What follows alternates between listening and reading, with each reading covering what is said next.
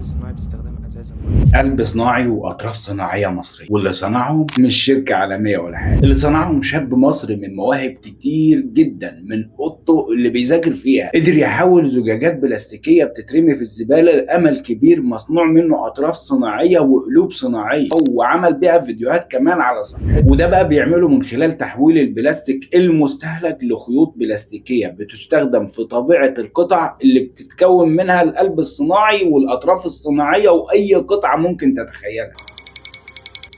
مشروع طبعا عملاق ومحتاج دعم وتمويل كبير جدا. برافو اسلام، وكمل وكلنا في ظهرك. وانت لو شفت الفيديو ده وبتشجع اسلام اعمل فولو ولايك وشير وكل شيء ممكن يساعد في انتشار الفيديو ده. ولو انت بتصمم او بتطلع تتكلم بنفسك او غيره، ادعم اسلام، ادعم المواهب اللي تستحق الدعم بالفعل. انا عملت اطراف صناعيه بازاز الميه.